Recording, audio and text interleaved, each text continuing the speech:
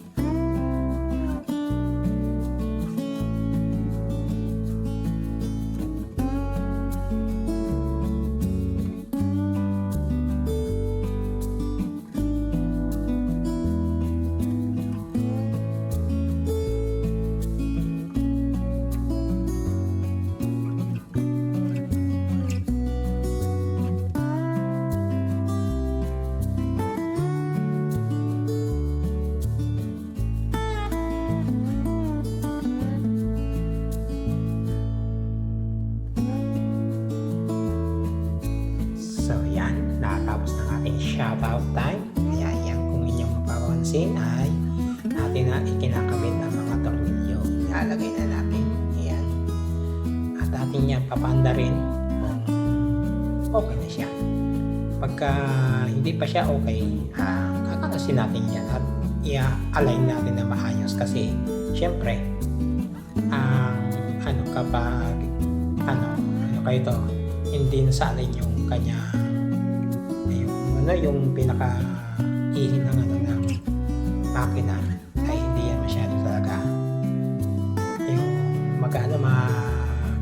matutugma, kaya kailangan ayusin. Pero sa unang natin yan ay titignan natin. Pagka hindi ay yun nga yung gagawin natin, kakalasin natin yan, iniigpitan natin yan para at least mailagay na natin.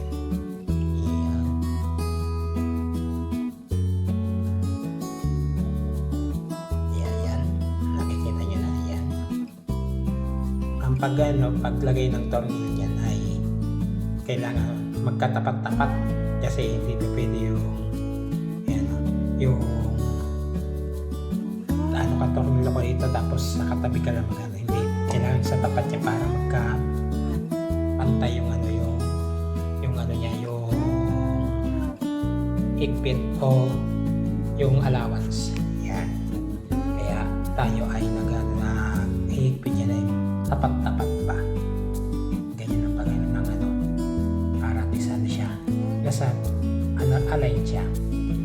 Pero ayan nga, at ilalagay natin yan at yan natin na pitan na. Ayan. Pero titignan ko nga at parang hindi siya matigas-tigas yung kanyang yan. Iniikot-ikot ko kasi parang matigas. Ayan. Ayan. Tapos gagamitan ko yun ng katana. Ay naka ito parang 14-15. Ganon. Pero ang size niya ay hindi siya 14-15 kundi 13 yung size. Kung paano siya clock. Ayan. Kukuha lang tayo dyan. Ayan. Ginawa natin dyan sa box yung sinasabi ko sa inyo para maikot ko na maayos. Ayan.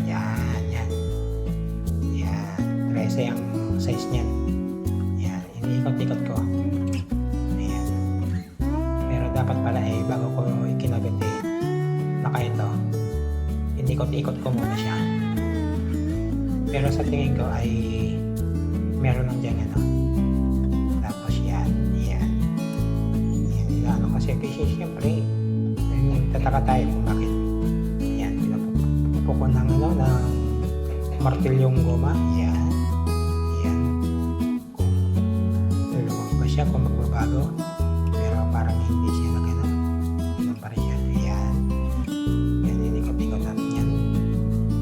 Pero dahil sa tayo ay sinubukan natin yan na mapandar at ikakabitan natin yan muna dyan sa ibabaw. Yan, hindi mo natin yan itutornilyo hanggat hindi siya ito umaandar ng maayos kasi pagka ito, ikakabit na natin yan diretso sa ano, tapos hindi pa maayos yung ano, bungka na naman tayo ng ano, na tornilyo niya. Yun dyan sa ilalim, yung nakahandle sa makina.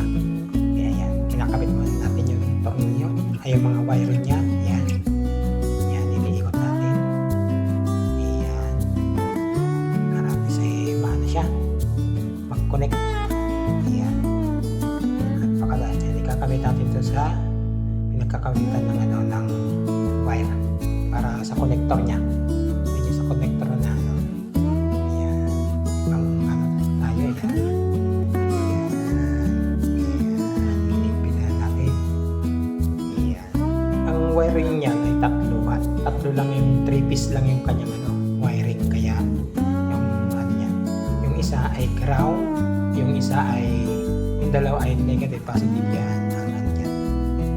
Pero yan sa ano na yan ay wala yung ano, wala yung tinatawag na ito, negative positive, kasi wala kulay siya na ano na wala natin, kaya sige lang siya ano. Pero may kaya na ano natin yun, na sundan natin yung kanyang wiring kung nasa saan ng ano. So ayan nga po, at ating pinapaandar ang ano, makina, dahil kasi titignan natin kung okay ba siya, pero yan nga po ay hindi maayos dahil makunat yung kanyang takbo. Kaya yan, atin siyang kakalasin ulit at may chinecheck tayo dyan, baka may nakaligtaan tayong ilagay dyan sa loob ng ano. Ayan, sinisilip-silip natin dyan kung ano yung nakaligtaan natin dyan at kukuha tayo ng isa pang ano, kasi parang meron tayo dyan nakaligtaan na talaga at naalala ko pala. Kaya yan, hinaharap ko dyan sa may ibabaw kasi dyan ko nilagay yung mga pyesa ng ano, ng mga ano niya, mga parte ng ano, ng brush cutter na yan. Kaya yan, yan, binabaklas natin. Yan, yan. Yung ano yan, yung wiring niya, tinatanggal natin yan.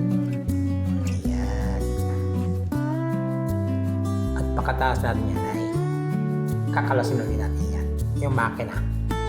Kasi may nakita ako na ano, na naiwan ko dyan at hindi ko naikabit. Okay? Yan, yan. Yan, balik. At kalasin natin yan. Yan.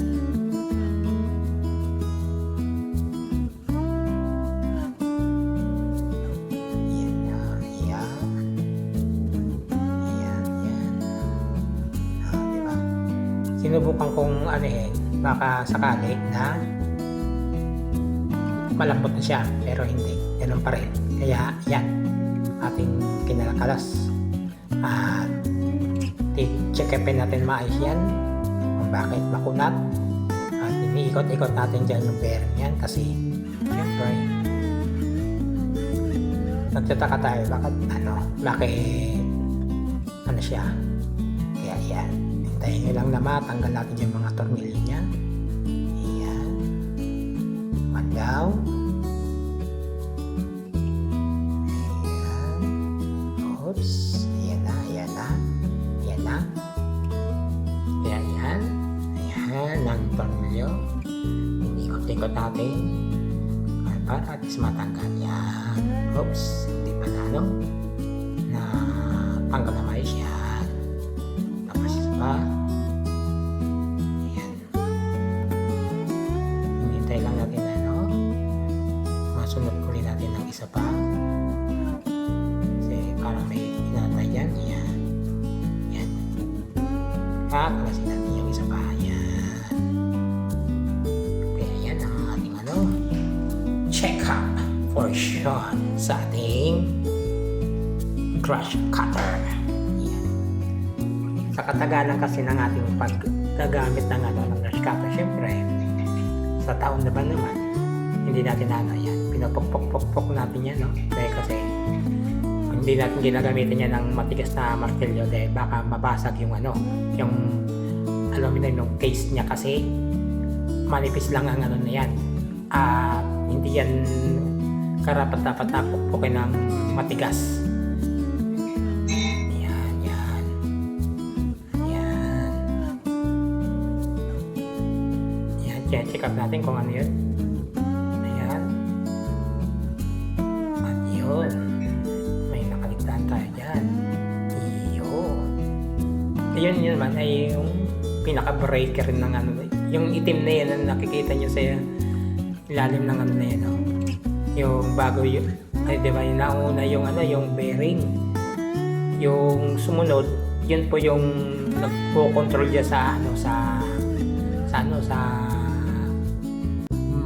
pinaka-ihi niya. Kasi ano yan kumbaga sa sasakyan mayroon siya pang-brake na para hindi siya masyado yung madali siyang tumigil. Meron yung pangpa-preno. At tatlo yan dyan na naka-setup. Yan. At yung sa ano yan, yung pinaka niya may spring yan. Kaya bumabalik-balik. Kaya ang ano niya ay napakaganda ng makina na yan. Kasi meron siyang yung breaker sa loob mismo. Kaya ang ano niyan, pagka umandar yan ay agad-agad siyang bumapreno kasi na gawa na meron siyang ano. Kasi kapag umandar yan, umandar siya, yung pinaka ano niya, dumidikit yun doon sa may pinaka bola niya. Yung nakikita niyo, hinawakan ko na pinasukan ko ng yung pinaka-ihi, nakadugtong yun. Pagka umaandar yan, yung ano niya, yung sinasabi ko na pinaka-breaker, dumidikit yun sa sobrang ano, yung andar na niya. Usa siyang umano doon sa ano, umihiwalay. Ngayon, pag dahan-dahan na ng makina, kusa na yun didikit doon sa may ano, at yun na yun, magkukos ng ano, ng pagdahan-dahan ng pag-ikot. Kaya para siyang ano, automatic siyang breaker sa loob ng ano. Napakaganda ng makina na yan, at yun ang setup ng kanyang ano. Ayan.